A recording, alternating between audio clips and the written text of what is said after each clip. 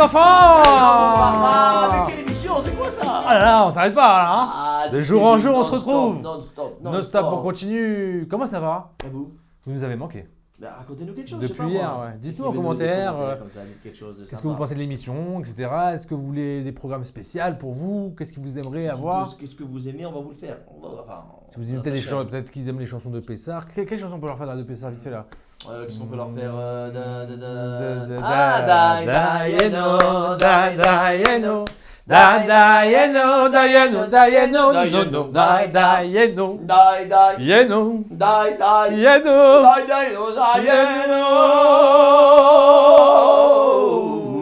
Une chanson à chanter le soir de Pessar. Alors on continue la gada, notre cher Rabbi Haïm. Oui, on fait tout de suite la gada. Alors la gada. Alors on en était où? Alors on s'en arrêté ici. Donc Amar, Rabbi El-Azar Ben Azaria. Attention, hein, vous prenez note de tout cela. Faut prendre note de tout ça pour justement à table, le soir du CDR, c'est pour le soir du CDR. Vous êtes prêts? En plus vous avez 2 jours. 2 jours. Pour ceux qui sont en France en tout cas. Et partout quoi. Donc on est dans la suite Amar de la Rabbi gada. El-Azar Ben Azaria. Donc Rabbi El-Azar Ben Azaria. Est-ce que tu sais qui était Rabbi El-Azar Ben Azaria? Non. Quel âge avait-il? Si c'était un rat, je pense qu'il devait avoir au moins 40 ans. Eh ben moins. 35. Moins. 30. Moins. Ah, Je 20 t'assure. 20 ans. Moins. Moins que 20 ans? Moins que 20 ans. Non, Raph qui a Moins moins que que 20 ans. 18 ans. Oui. 18 ans. 18 ans.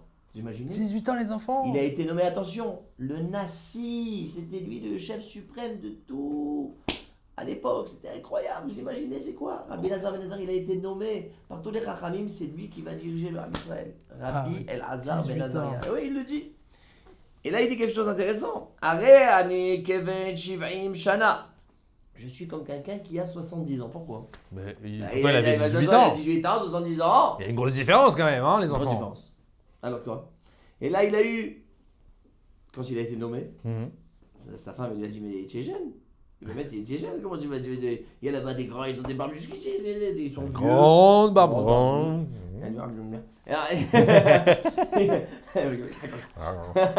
Donc une grande barbe. Et lui, il est tout jeune comme ça.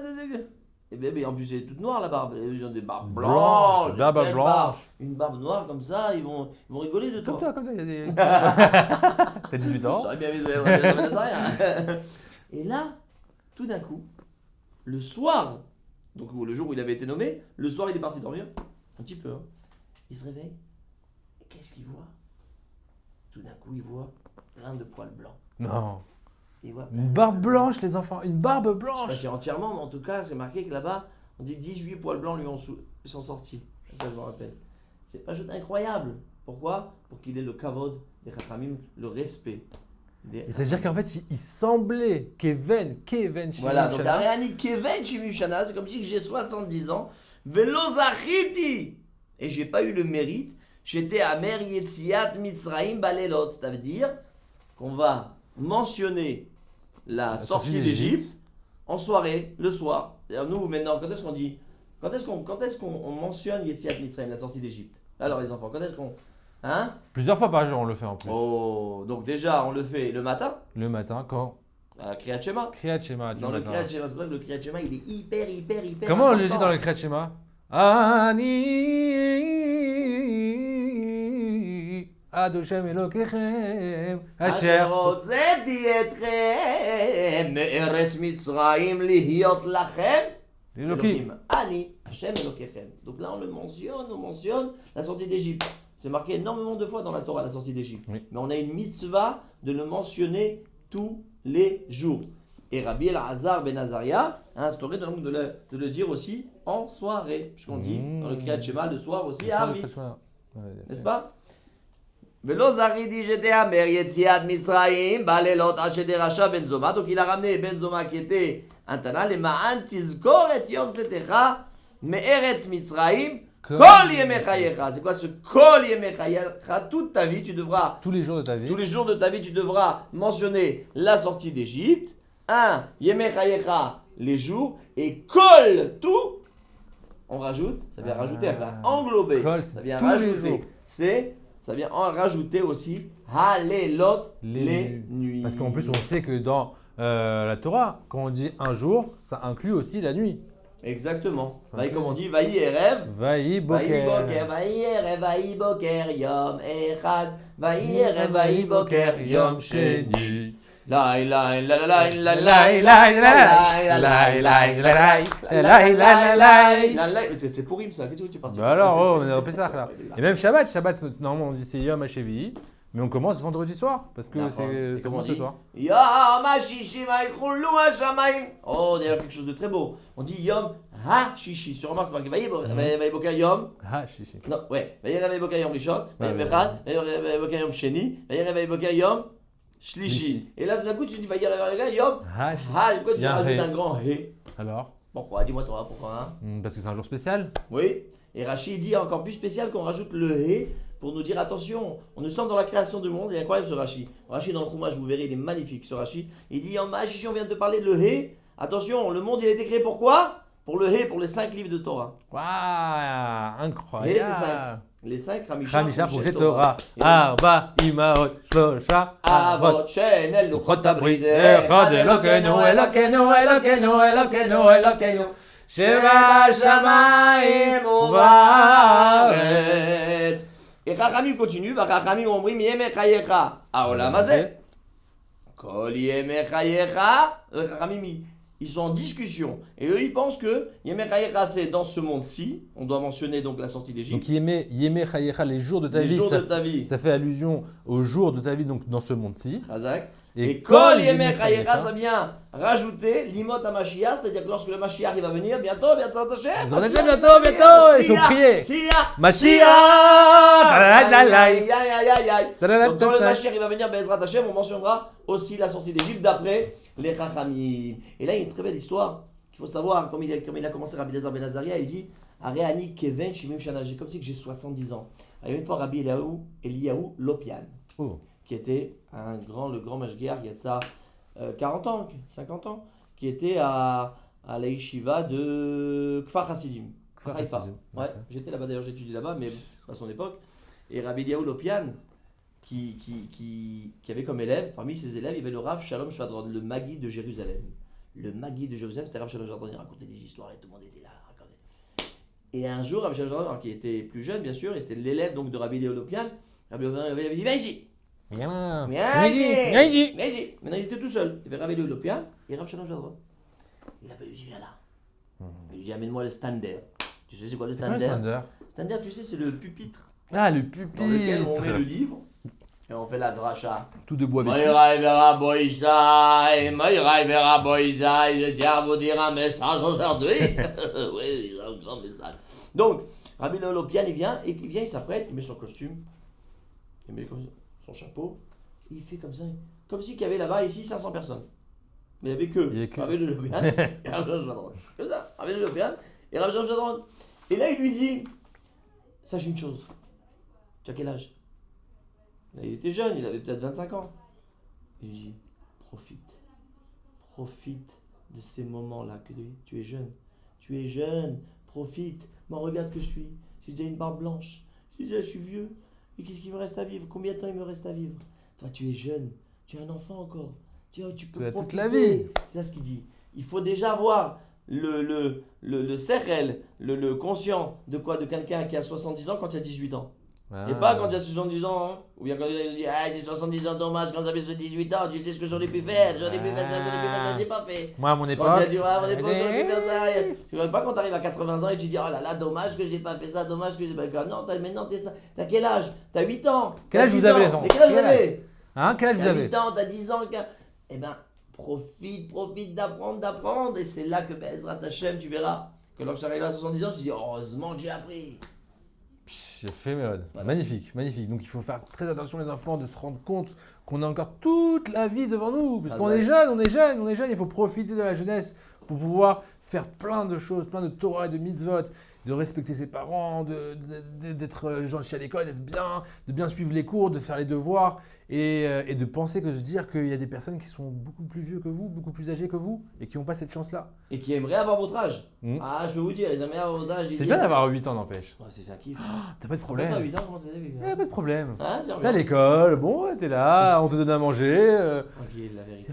Et maintenant, tu Le peux seul apprendre. souci, c'est les devoirs. Bon, de temps en Dehors, temps, on on les fait faire. pas. Il faut faire les Non, devoirs. écoutez pas. Faites pas comme moi. Et bon, voilà, vous avez vu ce qui s'est devenu. Donc, il n'y a pas de problème. Les enfants, en tout cas, j'espère que vous avez appris encore une nouvelle fois une Haggadah racontée à la table du Seder, auprès de vos parents, auprès de votre famille. Et surtout, n'oubliez pas de vous laver les mains. Ouais. Lavez les mains. Encore avec des mains. Mais il faut répéter. Il faut répéter. Hop là. Hop. Question d'hygiène, les enfants. Question d'hygiène. Attention, attention. On fait attention, on reste loin, on se touche pas trop, etc. Et toujours dans la simcha. La simcha. Simcha, simcha, simcha, simcha. Alors tu me dis que ces chansons tu n'aimais pas. Alors, laquelle Je tu veux? connais pas Je connais celle-là. pas. Alors laquelle tu veux? Ivdo et Hashem. Simcha, Ivdo et Hashem besimcha. Ba'u lefanav birnana ba'u lefanav birnana ba'u lefanav birnana ba'u lefanav birnana. Yeah. Oh yeah. À tout de suite les enfants, on se retrouve tout de suite juste après ça.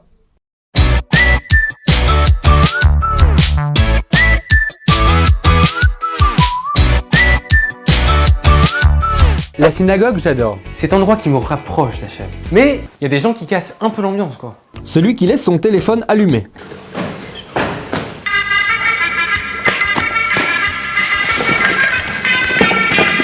Celui qui ne sait pas éteindre son téléphone.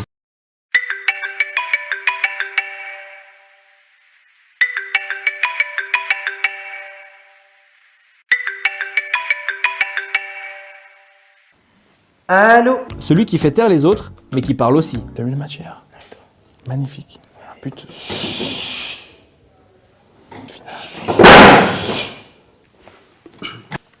Il y a eu un match hier? Ouais, il y a eu un but de Barthez. Le ministre officiant qui se croit à l'Eurovision. Nagdisha v'naritza kenoam siya. Celui qui ne veut oublier aucun malade du peuple d'Israël. Messieurs, bénédiction pour les malades. Alors, David Ben Masouda, David Ben Khalfala, Fortuné Ben Mercedes, Sultana Ben Ourdada, Georgette Ben Fricha, Mickey Ben Disney. Les enchères qui n'en finissent plus. Ouverture du Echal, première montée, Agba de la Torah, deuxième montée, troisième montée, quatrième, cinquième, sixième montée, Maftir, ma montre, oui. Celui qui amène son bébé.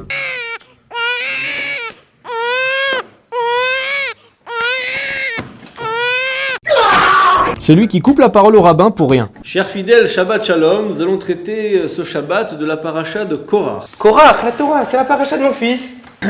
Nous voyons comment la femme de On Ben Pellet, Une plaide. On Ben Pellet, a empêché son mari de se rebeller contre Moshe Rabbeinu. Ah.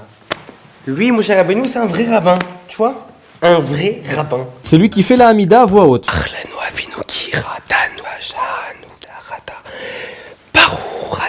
Celui qui se prend pour l'arbitre pendant la lecture de la Torah. Be'eretz Kena'an, ele Tuldot Yaakov, Toldot, monsieur le rabbin.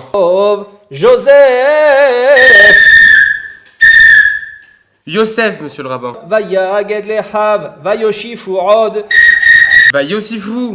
Celui qui, après être monté à la Torah, se prend pour le président de la République. Ten à Torah.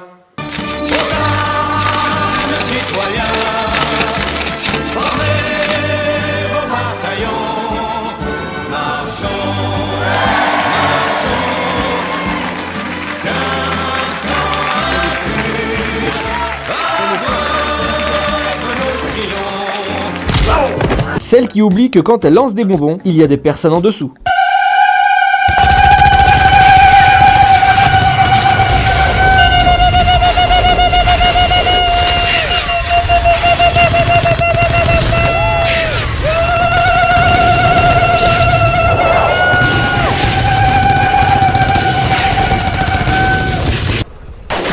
Le Chazan qui a pour mission de finir la tefila en moins de 10 minutes.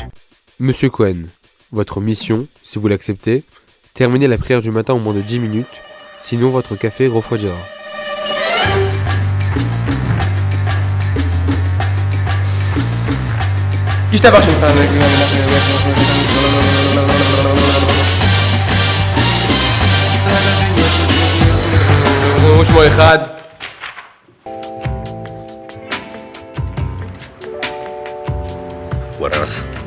Bon allez, faut pas oublier que la synagogue c'est surtout ça. Vous voulez un stylo en phonétique? Messieurs, David Ben Yosef est malade, qui veut prendre un télim pour lui?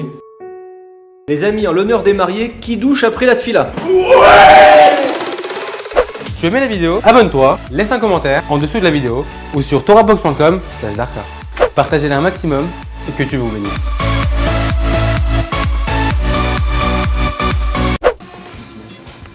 Il y avait un match hier? Ouais, un but dedans. Il y a eu un but hier? Un gros but. Avoue que c'était très bien. C'est top!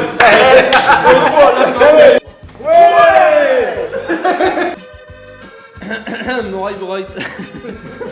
Be'eretz Kenaan, Ele, Tuldot Yaakov. On n'a jamais vu une faute comme ça.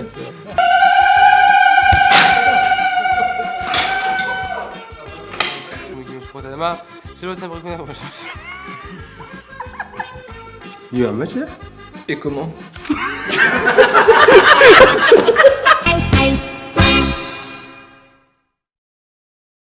Hola amigos, ¿qué tal? Bienvenue dans notre nouvelle rubrique qui est présente con mon amigo Jérémy. Alors, comment ça va Jérémy? Ouais, ça va. Ouh là là, je vois que tu n'as pas de morale. Mais qu'est-ce qui t'arrive? Eh ben, c'est l'hiver. Et moi, l'hiver, j'ai froid. Tu n'as pas de morale parce que tu as froid? Oui, c'est ça, j'ai froid. Et j'ai pas le moral à cause de ça. Ah, je comprends. Alors, je pense que c'est le moment de jouer au Top 5.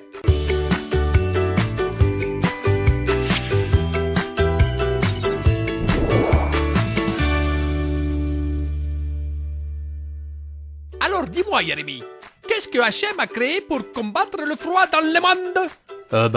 Le soleil. Oui, parfaitement Jérémy. Et pour retrouver le moral, tu vas me dire 5 choses positives qui arrivent grâce au soleil.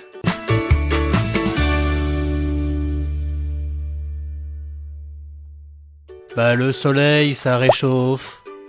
Ça amène de la lumière. Ça permet aussi de sécher le linge. Et je sais pas moi. Eh bien, le soleil, ça tous les microbes. Et ça met des bonnes humeurs.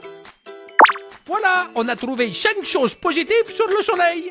C'est le top 5. Et je suis sûr que maintenant tout va mieux, Jérémy. Oui, c'est vrai, Rodrigo, je me sens beaucoup mieux. Super. À la prochaine, les amis.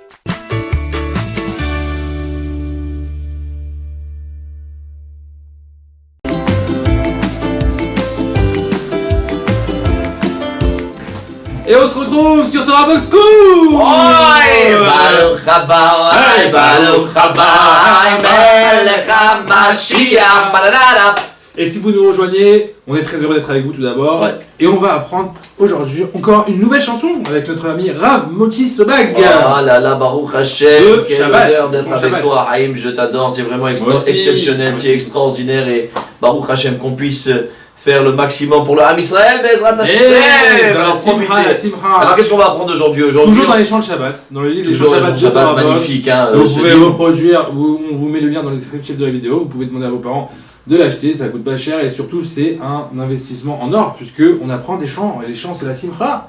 Exactement, Il la me semble- Simcha. Il me semble qu'il y avait un Rav, je me rappelle plus de son nom, peut-être que tu vas m'éclairer, qui avait dit je donnerai la moitié de mon Olamaba à celui qui me donne sa voix pour chanter et pour exprimer mes louanges auprès d'Akadosh Baruch Hu. Oh, tu aimerais dire quelque chose? Si je me trompe pas, je pense que c'est le Khatam Sofer. Oh. Mais si je me trompe, vous pouvez nous... Enfin, Nous réagissez dire, quoi, réagissez. Dites-le nous. Mais dites-le nous. Est-ce qu'on s'est Arrêtez trompé comme ou ça. pas Peut-être on se trompe. En tout cas, c'est quelque chose d'hyper important Ouais. de pouvoir chanter et d'exprimer notre reconnaissance et nos louanges auprès de notre Voilà, Kadosh Créateur. Baruch Hu, Baruch Hashem. Donc- Et je vois ici qu'il nous dit quelque chose d'extraordinaire, Oui. qui est relaté dans le Talmud Shabbat 119a. Oh. Oui. Là-bas, on parle donc d'un juif surnommé Yosef Mokir Shabbat.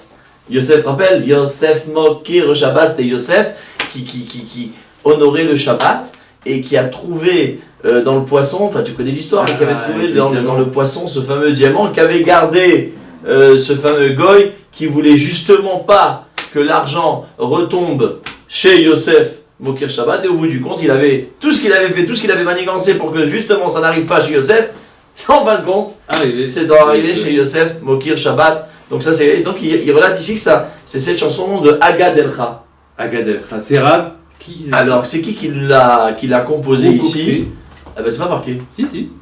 Ah pardon. Faut que j'apprenne le livre. Hein, alors vous avez, c'est extraordinaire parce que dans le livre vous avez ici donc la chanson avec le nom. Donc voilà, j'ai appris quelque chose. Et en plus, si jamais vous avez envie de l'écouter en entier, vous avez ici le numéro 7. C'est écrit le numéro 7. Et en fait, vous avez sur le site Torah Box, vous avez par numéro, c'est classé, toutes les chansons sont classées par numéro et vous pouvez l'écouter en entière pour les apprendre en entier. C'est super, j'avais une histoire de raconter sur Rabbi Abraham et Ben Ezra, on parlera Bezrat Hashem dans le Torah Box School Histoire. Voilà. Magnifique. Avant de commencer, il faut qu'on s'échauffe quand même. On n'est pas assez chaud là. On n'est pas assez chaud là, c'est comme un ça. Petit pito, un petit échauffement de la voix.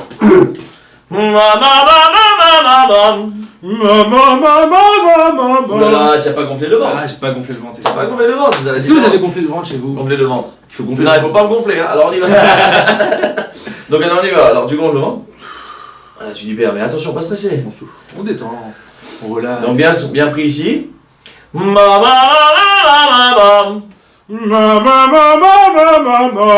là je vais dire.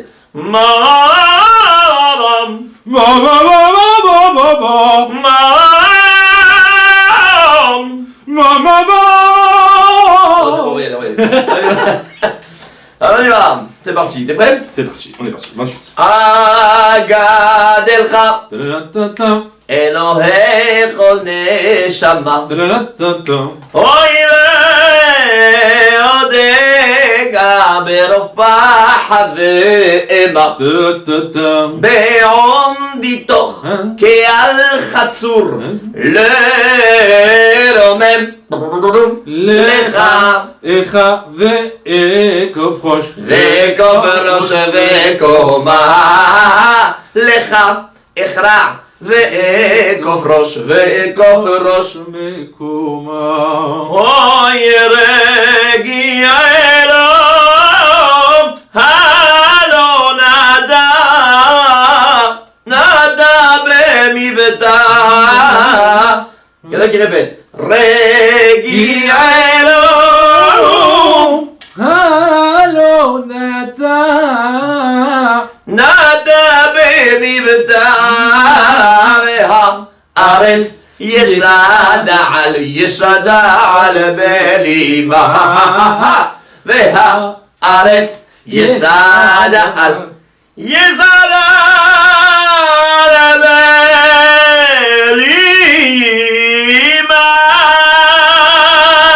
Opa, capable, donc vous la répétez. Ouais, vous la répétez. Vous pouvez écouter. On remet en arrière. On remet un petit peu en arrière. On écoute. Et ça repartit, ça va pas donc vous la refaire quoi, vous avez compris l'histoire. Petit replay. Voilà, donc Agad Elcha Elohei Chol Neshama. C'est pas Agad Elcha. Agad Elcha, combien je vais t'élever, combien je vais remercier Akadosh Baruch Hu et Elohei Chol Neshama, le Dieu de toutes les Neshamot, donc de toutes les créatures.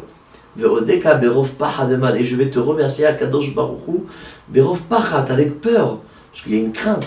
Donc il y a toujours la crainte d'Akadosh Baruch Hu, il y a être oved Akadosh Baruch Hu, on sert Akadosh Baruch Hu avec la crainte, et on sert Akadosh Baruch Hu avec l'amour. Mais toujours, Betor Simcha. Ivdu et Hashem besimcha. Ivdu et Hashem besimcha. Ah là, c'est magnifique. Donc voilà, Baruch Hashem. Baruch Hashem, j'espère que vous avez appris la chanson et que vous allez l'apprendre. Vous Pour Shabbat et la chanter avec un petit couscous à côté. Pas couscous. Couscous. Bon, allez, couscous, ça va. Allez, couscous. Allez. Couscous, boulette, couscous, Voilà. ce que vous voulez. Pois chiche, Bouillon, pois chiche, ce que vous voulez. Ou le poisson à la marocaine. Obligatoire. Aïe. En tout cas, on a kiffé avec vous. J'espère que vous avez kiffé également avec nous. Et on se retrouve tout de suite, juste après ça. Bienvenue à la 20e émission de Qui veut gagner des mitzvot.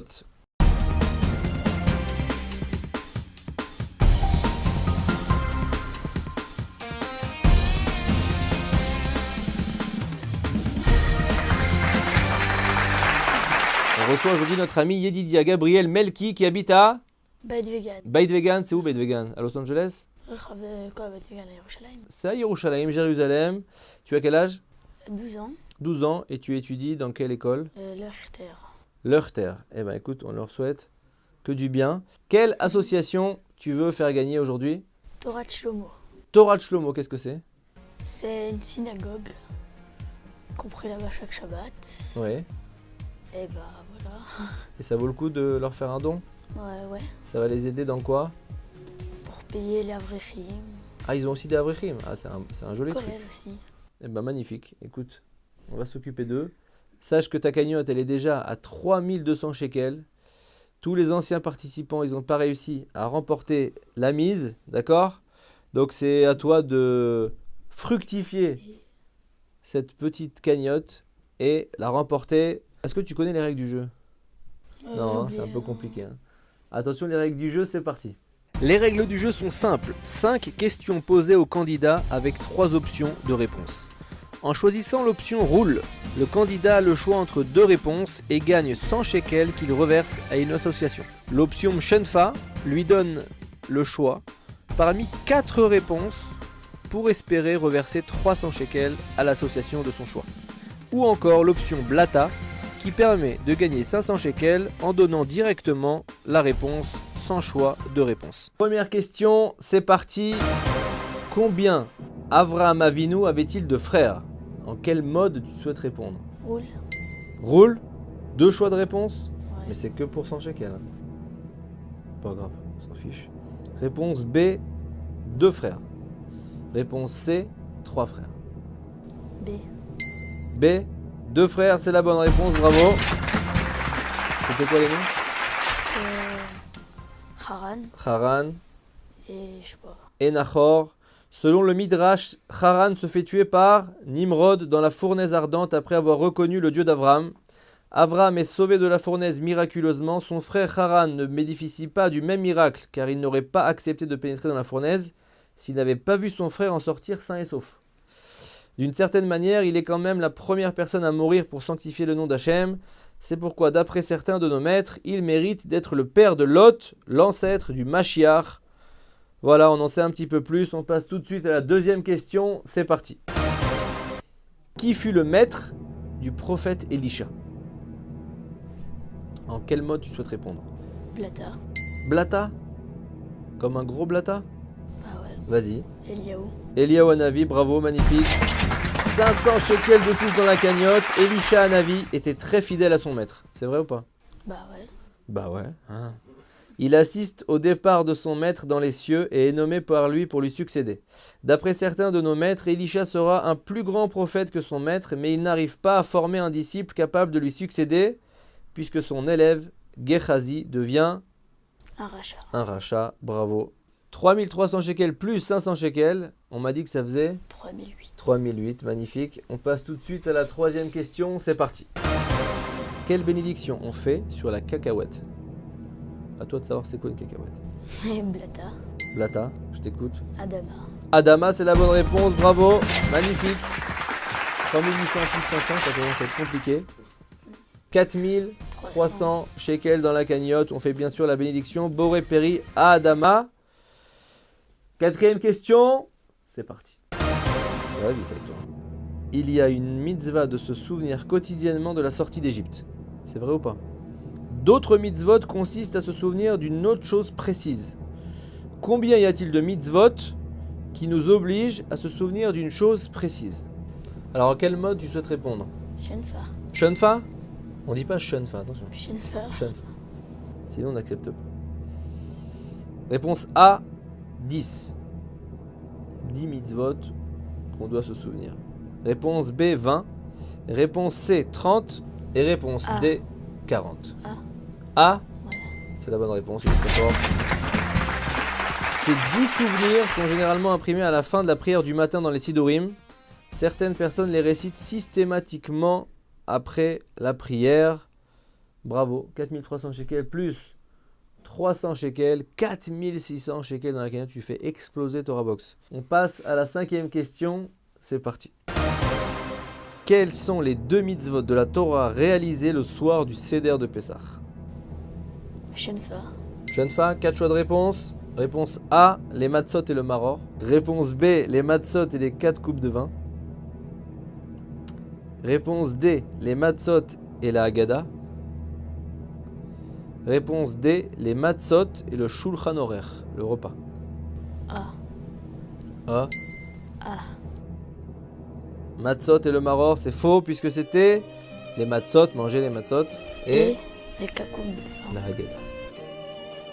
Ça te fait quand même 4600 shekels dans la cagnotte. Et maintenant, on passe à l'épreuve de la juste date. C'est parti. L'épreuve de la juste date, j'ai besoin d'une date. C'est quoi une date? Ouais. C'est pas ce qu'on mange. D'accord? J'ai besoin d'une date et en 15 secondes, tu dois me la donner. Moi, je vais t'aider, je vais te dire plus, moins. Et si tu trouves la bonne date, ton association repart avec les 4600 shekels. Sinon, Je reste avec 0. et voilà, tu repars avec 3 livres Torah Box. C'est moins bien, mais bon, c'est quand même sympa. Attention, la juste date en 15 secondes, c'est parti.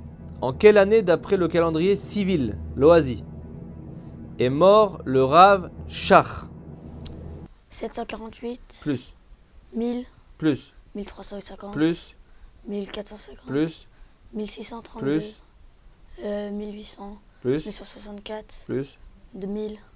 hein? 2000. Plus, 2200. moins, 2100. c'est terminé. Ah, c'est dur, hein? C'était quoi? C'était 2001. T'étais à une année de la bonne réponse. Le Rav Shach est mort en 2001. Bravo quand même. Si vous voulez aider l'association Torah Shlomo qui fait un excellent travail, très belle synagogue, très beau kollel, vous pouvez appeler ce numéro-là. Merci d'avoir participé. Tu repars avec 3 livres, c'était un plaisir. À la semaine prochaine pour un nouveau Qui veut gagner des mitzvot.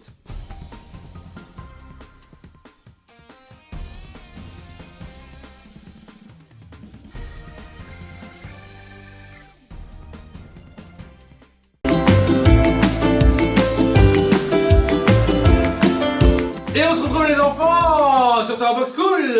Aïe, Baruch Hashem, Baruch Hashem. Et ouais, j'espère que vous avez kiffé jusqu'à présent, d'accord? Et que là, vous allez encore plus kiffer. Vous savez pourquoi? Parce que les enfants, ils adorent les histoires. On va raconter des histoires là? On va raconter des histoires. Non, on va raconter des histoires. Ah non, on raconte pas des On va histoires. raconter une histoire, mais magnifique. Mais là, comme on est avant Pessah, on y sommes avant Pessah. Oui, tout à fait. Donc, comme nous avons avant Pessah, il faut parler tout simplement De Pourim. Non Lucas, voyons. Non, de parler bien sûr de la sortie d'Égypte. Comment ça s'est passé? Tout le déroulement. Il y a tellement de choses, il y a tellement de midrashim, c'est tellement magnifique. Alors d'abord, on sait très bien que Yaakov Avinu est arrivé en Égypte. Oui. T'es d'accord avec moi ou pas? Pour l'instant, Combien ils étaient? Je dirais un petit 70. Bien, mais Shivaïm Nefesh, ils étaient 70 arrivés quand ils sont sortis. Oula, regardez-moi ça. Quel bracha exceptionnel, 600 000, rien que des hommes. Rien que les hommes entre 20 ans et plus. Voilà. Donc c'est pas juste une bracha exceptionnelle. Et moi, donc, Yaakov Avinu se trouve là-bas. Et après ça, donc, il y a Yaakov Avinu et Niftar, Yosef Hatzadik. Et là, malheureusement, lorsque Yosef Hatzadik et Niftar, là, commence déjà un changement radical. Quel est le changement? L'esclavage. L'esclavage. Mais non, c'est quoi cet esclavage-là qui avait? C'est-à-dire, on parle d'un esclavage terrible. Je ne sais pas si vous réalisez, d'abord ça a commencé gentiment. Il faut bien comprendre que Paro, il est arrivé chez les Israël, il leur a dit, qu'est-ce qu'il leur dit? Il leur dit, venez avec moi. Venez avec moi. Regardez, vous allez gagner, vous allez gagner, vous allez gagner. Et donc ils ont travaillé à fond. Ils ont gagné énormément d'argent au début. Bah oui. Donc ils ont énormément gagné d'argent. Il y avait un seul chevet, une seule tribu, qui n'a pas été amadouée et attirée par l'appât du gain. C'était qui? Je pense que c'est celle de Moshe Rabbeinu. Oh là là, il est trop bon. Donc Shevet Lévi, c'est pas extraordinaire. Ils n'ont pas, et le fait qu'ils n'ont pas commencé, ils n'ont non plus pas terminé, puisque toute la durée de l'esclavage de Shevet Lévi, la tribu de Lévi, ne va pas faire partie de l'esclavage, puisqu'ils sont là toujours en train d'étudier la Torah. C'est pas juste quelque chose d'extraordinaire. C'était à la pas du gars. Non, ils n'ont pas gagné au début, mais ils ont gagné à la fin. Donc il va y avoir cet esclavage qui est terrible. Qui va durer plus de 210 ans. 210 ans, il aurait dû durer 400 ans, Il va durer 210 ans et donc ils devaient prendre chacun et on leur demandait de construire des choses, des palais, des royaumes, etc. Et très très souvent ça ne servait à rien, puisque le lendemain tout s'effondrait. Il devait durer 400 ans, comme tu as dit, Ouais. et il est passé à 210. Comment c'est possible? Comment c'est possible? Alors on va l'expliquer ça. Ah, tu poses une bonne question. Donc il devait amener des briques et une histoire terrible d'ailleurs qui est relatée dans le Midrash que il y avait une maman qui était enceinte. Et donc elle travaillait elle aussi. Il ne faut pas s'imaginer qu'il y avait les hommes, il y avait les femmes qui travaillaient dans cet esclavage terrible. Et un jour, alors que cette maman était enceinte, elle était en train d'accoucher et il manquait une brique. Et bien l'Égyptien a pris l'enfant qui était tombé, qui venait de naître, et il l'a fait rentrer entre les briques. Oh là là. Chez Mishmor V'Yatzil. Et à Kadosh Baruch Hu, c'est marqué dans le Midrash, il a pris cette brique-là, donc qui a été faite, donc l'enfant, et il l'a fait monter, et il l'a mis en dessous le Kisei HaKavod, en dessous le trône céleste. En dessous le trône céleste, et il va la garder. Et au moment de la Kriyat Yam-Sous, donc de l'ouverture de la mer Rouge, les représentants, donc vous savez que chaque peuple, le peuple égyptien, il a un représentant en haut. Donc son sar, le ministre, le malach, l'ange qui représente. Il a dit mais tu vas pas faire ça, il dit on va pas tous les tuer, on va pas tous tuer les Égyptiens, c'est pas possible. Et là, Kadosh Baruch Hu, qu'est-ce qu'il fait sortir? Hop, il fait sortir, regarde ce qui s'est passé. Un peuple qui est capable de faire une chose pareille, ils doivent recevoir leur pénition. Kadosh Baruch Hu l'a gardé. Il faut voir tout l'ensemble de ce qui se passe. Et d'ailleurs, ce qui est très important à savoir aussi, c'est que même Moshe Rabbeinu, il a demandé une question extraordinaire. Moshe Rabbeinu, il demande, je comprends pas. Ah, Kadosh Baruch Hu, comment cet enfant, tu l'as fait, mais ce sont des enfants. Ah, Kadosh Baruch Hu, il a dit, ok, il n'y a pas de problème. Tu sais quoi? Prends, il n'y a pas de problème. Prends un enfant et fais-le grandir. Et bien, cet enfant-là, qu'est-ce qui va se passer? Il va sortir, c'est lui qui va sortir avec ce qu'on appelle Pesel Micha.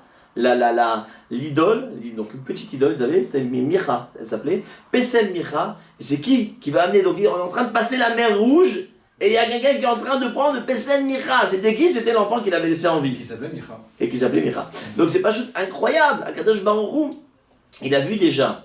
Donc, c'était un recette extraordinaire qu'a fait Akadosh Baruch Hu qui meurt, en fait, Zakai, donc alors qu'il n'est pas Chayab, donc qui meurt, qu'il n'est pas tour, comment on dit ça, il est exempt. Voilà, exactement. Donc qui n'est pas de Hazbe Shalom arrivé au Gehinam. Donc ça c'était le Shiabout qui s'est passé, un esclavage terrible. Ça on a ramené quelques exemples, mais on ne pourrait parler des heures de ce qui s'est passé, mais c'est pas shoot atroce. D'ailleurs il y a une histoire aussi avec ce fameux enfant, Micha, qui a été élevé par Moshe Rabbeinu, puisqu'il a dit, comme tu as dit. Ouais. Et après, à l'époque du veau d'or, quand il y a eu le veau d'or, apparemment, d'après certains commentateurs, c'est à cause de lui qu'il y a eu le veau d'or qui est sorti. Oui. Pourquoi? Il a fait. Parce qu'il avait vu son père adoptif, Moshe Rabbeinu, lorsqu'il cherchait le kéver de Yosef Hatzadik. Très bon. Qu'est-ce qu'il a fait? Il a pris une plaque en fer, il a écrit dessus Allez, Chour, monte taureau. Parce que Yosef Hatzadik, c'est le remèze du taureau. C'est le remèze du symbole du taureau. Et il était dans le Nil, il ne savait pas où il était. Donc, qu'est-ce qu'il a fait? Il l'a mis et hop, le kéver de Yosef il est sorti. Il est sorti du Nil. Et il est monté. Et de la même chose, lui, il a vu Moshe Rabbeinu faire ça. Au moment où ils ont fait fondre l'or pour faire la faute du veau d'or, il a fait pareil et il a mis et est sorti un veau d'or. Donc il a utilisé ça, c'était ce qu'on a appris donc de cet esclavage qui était terrible. Terrible. Il faut bien comprendre que c'était, ils les ont rendus des sous-humains. Vous comprenez? C'est ça ce qu'il faut comprendre le soir de Pessah. Qu'ils nous ont rendus comme des sous-humains de faire. Ils donnaient aux hommes de faire les travaux de femmes et aux femmes de faire les travaux des hommes. Ça veut dire que c'était vraiment les rendre mâches le plus bas qui puisse exister. On se rend compte aujourd'hui de la chance qu'on a, d'être libéré, parce que c'est justement ça l'idée de la Haggadah, c'est de passer, de comprendre que nous étions rien et qu'Akadosh Baruch Hu nous a élevés. Et donc après ça, on passe à quelque chose d'incroyable puisque les bénis Israël ils n'en peuvent plus. Ils n'en peuvent plus, ils crient Akadosh Baruch Hu, Hashem aide-nous, sauve-nous, Vaïtzaku bnei Israël el Hashem.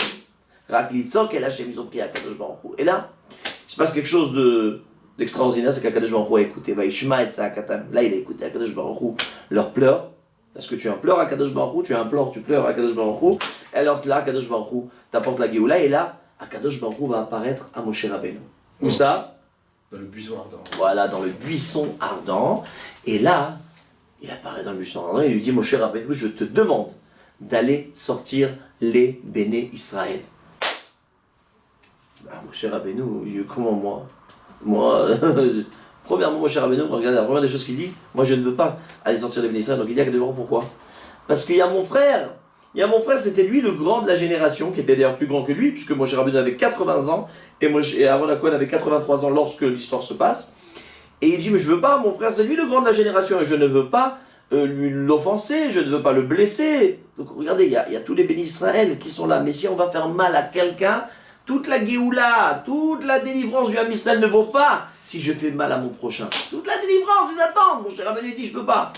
Et Akadosh Baruch Hu va lui dire, attention, Akadosh Baruch Hu va lui dire, c'est vrai que c'est un argument, ne t'inquiète pas. D'abord, Aaron Cohen, c'est marqué Vera Acha, Vesamar Belibo.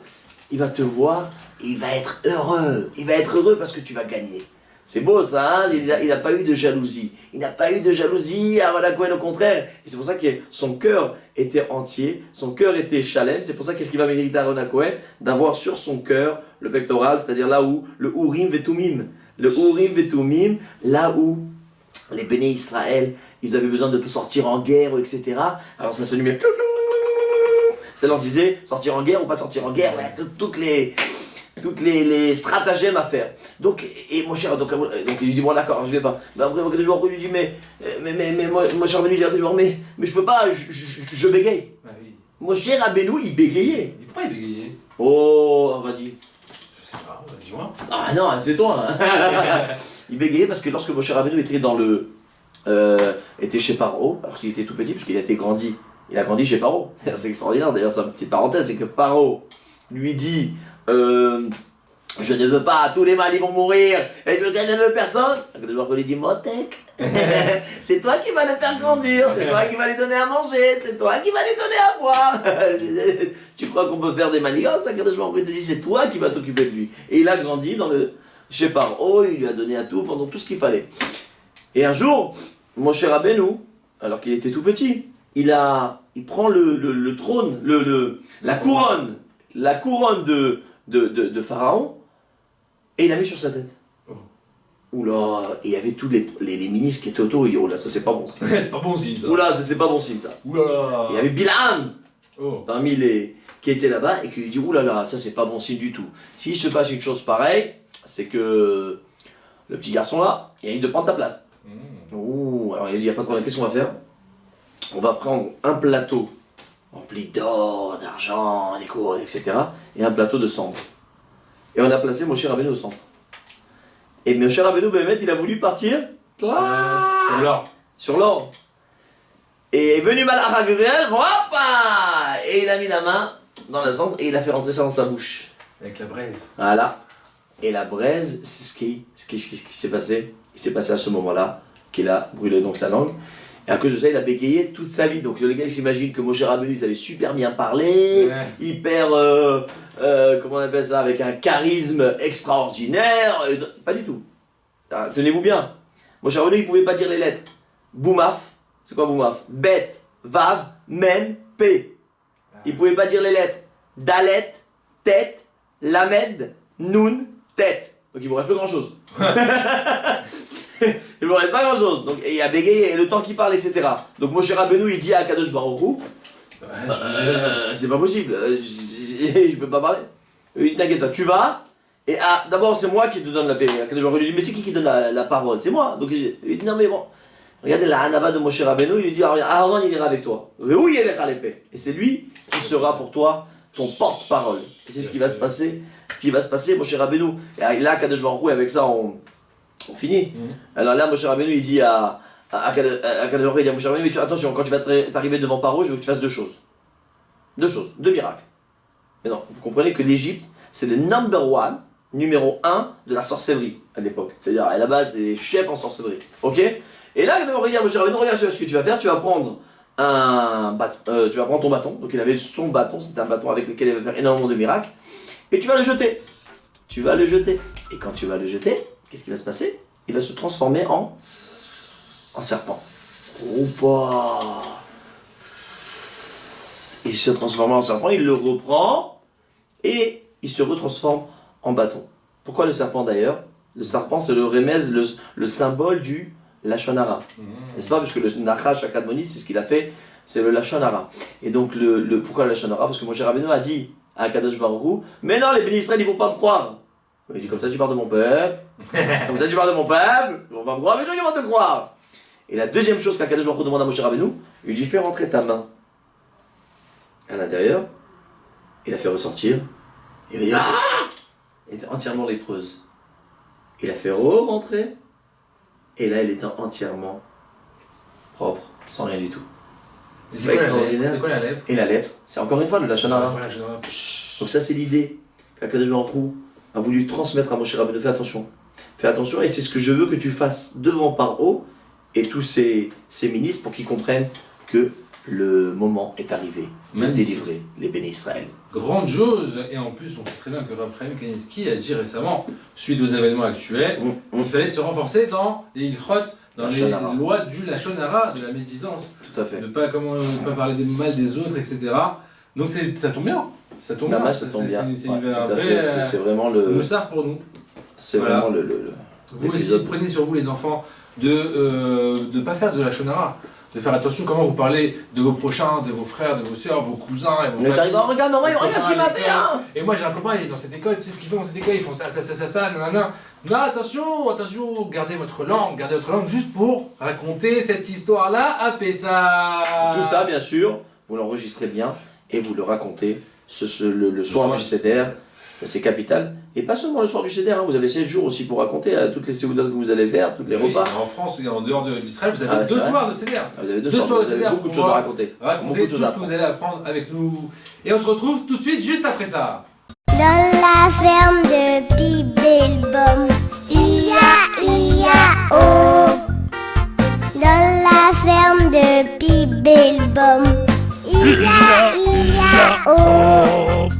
Il y a des fruits, il y a des fleurs, et des fruits, et des fleurs, et des histoires pour Shabbat. Dans la ferme de Pibelbom, ia-ia-o. Bonjour, Benny. J'ai un très beau bouquet de fleurs pour ta maman. Oh, chouette. Et j'ai aussi une très belle histoire pour toi. Oh, chouette. Rabbi Meir était un juif respectable qui exerçait le métier de boulanger-pâtissier à Bagdad, en Irak. C'est un boulanger et vous l'appelez Rabbi? Oui, c'était un érudit en Torah qui passait beaucoup de temps à étudier. Mais pour subvenir aux besoins de sa famille, il avait une petite boulangerie. Ah, d'accord, je comprends. Voilà qu'un soir, le général de l'armée irakienne, revenant d'un voyage fatigant, voulut se détendre en mangeant de bons gâteaux. Ah bah ça tombe bien. J'ai entendu dire que Rabbi Meir était un excellent pâtissier. Oui, Coco, c'est ce que lui dit un de ses amis. Il envoya alors un de ses serviteurs à la boulangerie de Rabbi Meir. Et ben voilà une histoire qui se déroule bien. Pas si vite, Coco. Il y avait tout de même un petit problème. Oups, il y a toujours un truc qui cloche. Et qu'est-ce que c'était le problème? Eh bien, tout cela se passait un Shabbat. Ah oui, effectivement. Le général s'est trompé d'adresse. Rabbi Meir ne vend pas de gâteaux pendant Shabbat. Oui, et c'est ce qu'il expliqua au serviteur, qui s'en retourna bredouille chez le général. Comment ça? Il ne veut pas me vendre de gâteaux? Ça ne se passera pas comme ça. Je suis le général d'une très grande armée. Et quand je veux des gâteaux, on m'amène des gâteaux. C'est comme ça que ça s'est passé, monsieur Pibelbaum? Coco a un peu exagéré, mais c'était à peu près ça. Je le fais bien, le général, hein? Oui, Coco. Il envoya 2 soldats chez le boulanger avec une lettre officielle qui le sommait de leur vendre des gâteaux. S'il dit encore non, il risque des problèmes. Oui, Benny. Alors, il leur répondit qu'il ne pouvait pas leur vendre de gâteaux, mais qu'il était prêt à leur remettre les clés de la boutique afin qu'ils se servent seuls tout ce dont ils avaient envie gratuitement. C'est une très bonne idée. Alors, allez dans la boulangerie et ramenez-moi tous les gâteaux. Ça s'est passé comme ça? Non, pas du tout. Vous êtes sûr? Mais oui, j'en suis sûr, quelle question. C'est quand même moi qui raconte l'histoire. Ah oui, ça c'est vrai. Alors qu'est-ce qu'il a dit? Eh bien, il se rendit lui-même voir cet étrange boulanger qui était prêt à lui offrir tous ses gâteaux. Eh ben, moi aussi j'y serais allé à sa place.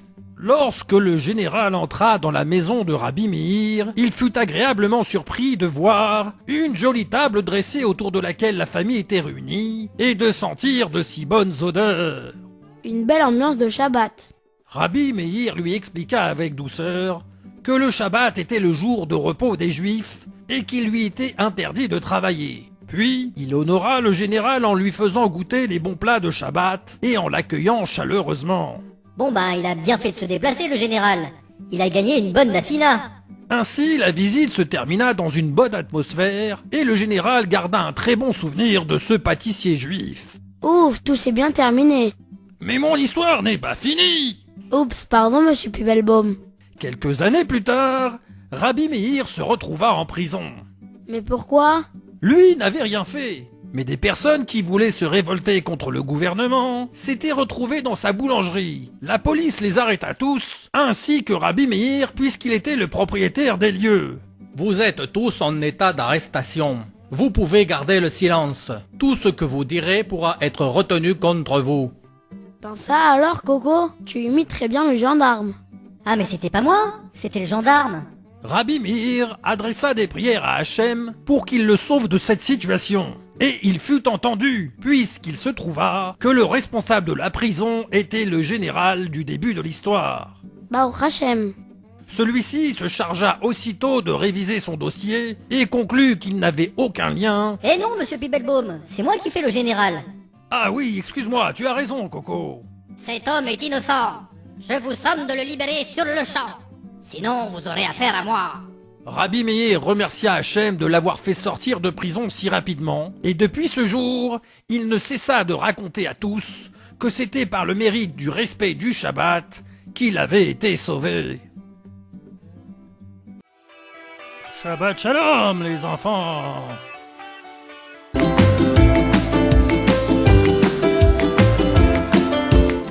Bonjour les enfants, qu'est-ce que je suis content de vous retrouver aujourd'hui pour étudier la Torah. N'oubliez pas que grâce à vous, le monde y tient. Il faut se le répéter, se le répéter et répéter. Même si c'est pas français, mais c'est pas grave. L'essentiel, c'est qu'on se rentre dans la tête que c'est notre limoud à Torah qui tient le monde. Alors, quel Mishnah on en est aujourd'hui? J'entends pas. Oh là là, je suis tellement pressé de vous saluer en vrai. Bon, alors, pour l'instant, je vous le dis déjà, c'est la 5e Mishnah du premier chapitre de Pirkei Avot. Yosef ben Yochanan, Ish Yerushalayim Omer. Alors, on avait dit que c'était des zougotes. On avait dit que c'était les couples de Rabbanim. Ça veut dire qu'il y a eu les Anshe Knesset Agdola, un Tignosh et Socho, et juste après, il y a eu des grands rabbanim qui étaient par deux. Il y avait le premier, c'était le Nasi, c'était le prince, et le deuxième, c'était le Av Beddin, celui qui dirigeait le tribunal rabbinique. C'était comme vous savez, dans votre ville, là où vous habitez, il y a un Beddin, peut-être. Le Rav de tout le Beddin, lui, c'était Yossi ben Yochanan. Et lui, il venait de la ville de Yerushalayim, bien évidemment, puisque c'était le Beddin. Et même si ce n'est pas en rapport, mais en tout cas, il venait d'une ville très sainte de Yerushalayim. Et qu'est-ce qu'il nous dit aussi, Ben Yochanan Yerushalayim? Il dit « Yehi betecha patuach lirvacha » Il faut que ta maison, elle soit ouverte largement. « Ve'yu anim benevetecha » Il faut que les pauvres, ils soient les gens de ta maison. Ça veut dire quoi, ça? « Ve'yu anim benevetecha » Il faut que les pauvres, ils soient les enfants de ta maison. Alors, qu'est-ce que ça signifie une chose pareille? Alors, premièrement, il y a une explication qui est très très belle, qui est donnée par le Rosh Avot, qui nous dit que, avant, dans la Mishnah, on avait parlé, dans la Mishnah juste avant, on avait dit, il faut que ta maison, tu reçois des rabbanim. Comme ça, quand tu reçois des rabbanim, tu vas apprendre plein de choses. Mais là, il y a encore plus que ça. Même si tu n'as pas des rabbanim, au moins faire entrer des pauvres. C'est tellement important d'avoir des pauvres qui soient dans ta maison. Parce que les pauvres, quand toi tu penses à Hachem, quand toi tu penses aux pauvres, parce que c'est les enfants d'Hachem, ils souffrent, quand tu penses à ceux qui ont besoin de toi, Hachem, il pensera à toi quand tu auras besoin de lui. Donc c'est tellement, tellement important, de vivre et de partager eh bien, tous ces moments extraordinaires de chesed, surtout maintenant, comme on dit que le Mashiach, il viendra par le mérite qu'on fait du chesed. Donc, il faut bien sûr respecter ce que nos parents ils nous disent, ce que la Torah nous dit. Et si, maintenant, c'est pas le moment d'inviter parce que les docteurs, ils disent qu'il faut pas inviter des gens, alors il faudra respecter. Mais dans tous les cas, il y a une mitzvah de recevoir eh bien, des personnes à la maison, et en particulier les pauvres. On raconte une histoire extraordinaire avec Rabbi Levi Yitzhak de Berdichov. Rabbi Levi Yitzhak de Berdichov, lui, il disait toujours du bien. Toujours, il cherchait le bien du Ham Israël. Et on raconte qu'une fois, il était en passage dans la ville de Lelov. Il a tapé à une porte, il dit « Est-ce que je peux venir dormir chez vous ?» Il y avait un monsieur qui était très riche, il a dit « Mais ça veut dire quoi? Quand tu crois que n'importe qui peut venir dormir chez moi? Va-t'en, qu'est-ce qu'il y a? Il y a les maisons pour les pauvres, t'as qu'à aller là-bas, qu'est-ce que tu viens ?» Oh, le Rav, il est parti. Et après, il a été chez quelqu'un d'autre. Et quand quelqu'un, il a vu ça, il a dit, mais Rav, venez chez moi, je suis tellement heureux. C'est un grand mérite pour moi de vous recevoir. Et alors, il y a plein de gens, ils ont dit, quoi, il y a un grand Rav? Rabbi Levi Yitzhak de Berdichov lui-même, il est venu. Waouh! Tout le monde, ils sont allés à la porte. Et même le riche, il a entendu qu'il y avait un très grand Rav qui était là, il a été. Et quand il a vu que c'était Rabbi Levi Yitzhak, il a dit, oh, Rav, pardon, à cause de moi, vous n'êtes pas venu chez moi, alors que moi, je vous ai mal reçu. Alors, Rabbi Levi Yitzhak, il lui a dit, tu sais, moi, je te pardonne tout, mais il faut quand même que tu fasses attention. Parce que, quelle est la différence entre Abraham et Lot? Abraham, notre patriarche, il a reçu des invités. Et Lot aussi, il a reçu des invités. Mais quelle est la différence entre Abraham et Lot? Eh bien, Lot, lui, il a vu des anges. Alors, c'est facile de recevoir des anges. Mais Abraham, lui, c'est pas écrit qu'il a vu des anges. Lui, c'est écrit, il a vu des êtres humains. Et alors, de recevoir des êtres humains, même si c'est pas toujours agréable, il y en a qui disent des bédouins du désert, etc. Eh bien, t'aimerais, toi, recevoir des bédouins qui sont sales, avec les pieds tout sales, etc. Eh bien, il les a quand même reçus. Donc, on voit que nous, eh bien, on doit savoir recevoir tout le monde. Et c'est ça qui emmène la bracha. Donc, ta maison, elle doit être large. Faut pas avoir peur qu'ils fassent partie de ta maison. Parce que quand tu penses aux enfants d'Hachem, quand tu penses à ceux qui souffrent, Hachem, il pensera à toi aussi quand toi, tu souffres. Et après, il dit encore une autre chose. Troisième enseignement, maintenant il faut faire attention parce que Hachem, il veut qu'il y ait l'amour dans le couple. Il veut qu'un papa et une maman, ils s'aiment beaucoup.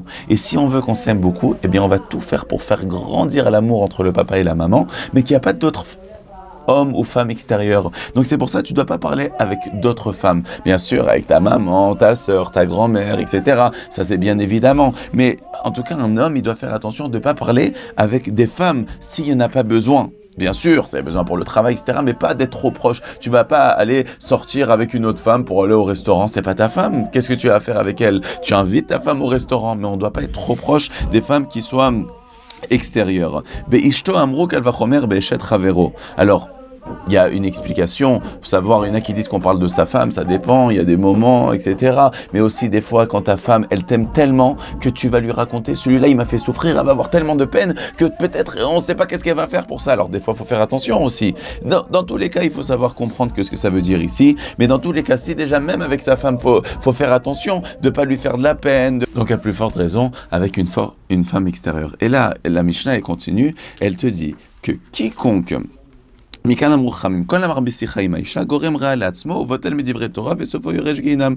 il va parler avec une femme extérieure, si quelqu'un il va pas parler, il va commencer à prendre du temps, à parler n'importe quoi avec n'importe quelle femme, ben non, moi je veux mon papa, il est attaché à ma maman, pas à quelqu'un d'autre. On va pas commencer, bien sûr, la sœur, la tante, etc.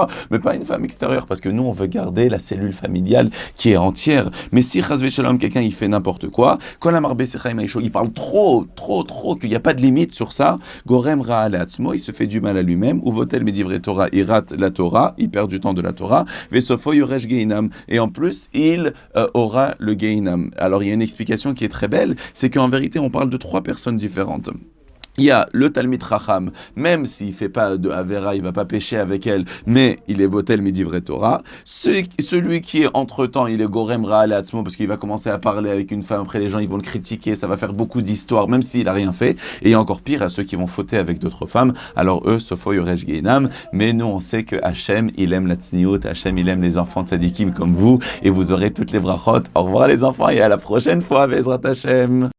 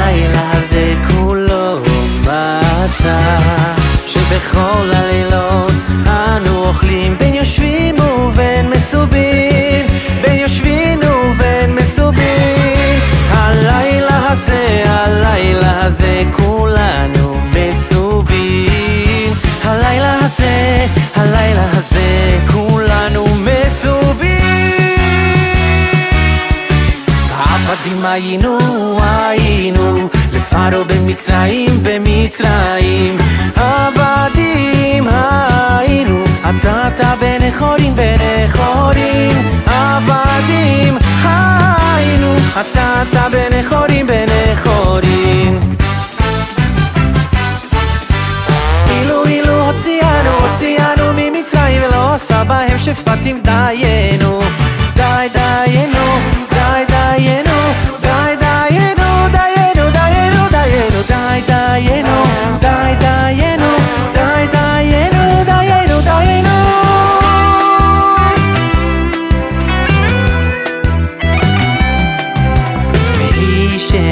והיא שעמדה לאבותינו ולנו והיא שעמדה לאבותינו ולנו שלא אחד בלבד עמד עלינו לכלותנו שלא אחד בלבד עמד עלינו לכלותנו אלא שבכל דור ודור עומדים עלינו לכלותנו אלא שבכל דור ודור עומדים עלינו לכלותנו והקדוש ברוך הוא מצילנו בידיו והקדוש ברוך הוא מצילנו בידיו והקדוש ברוך הוא מצילנו מצילנו בידיו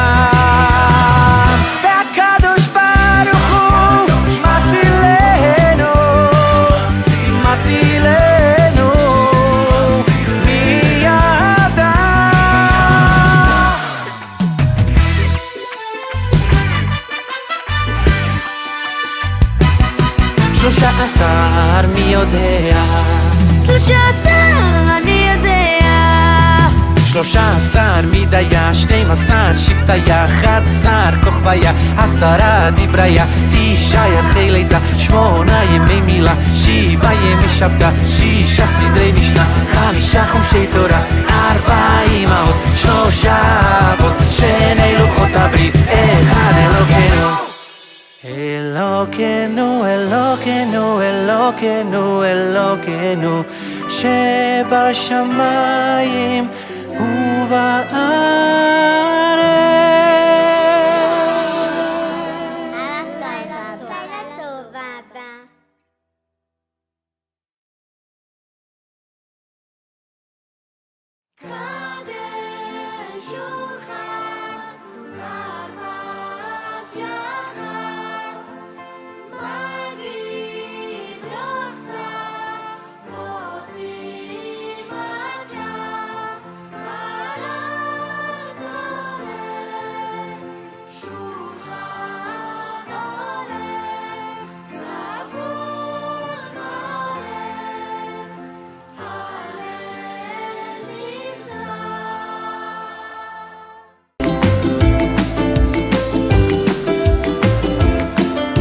Les éditions Torah Box, c'est des dizaines et des dizaines de livres pour les petits comme les plus grands, sur tous les sujets de la vie juive et abordés de manière accessible à tous. Paracha, histoire pour les enfants, construction personnelle, couple, Shabbat, fête juive, biographie. Chaque mois, c'est 2 nouveaux livres édités, vendus au prix les moins chers du marché et livrés partout dans le monde. Il vous suffit de les commander sur le site Torah Box à tout moment, pour les offrir à votre communauté, à vos proches, ou pour renforcer vos connaissances avant les fêtes. Les éditions Torah Box, des livres sur mesure pour vous.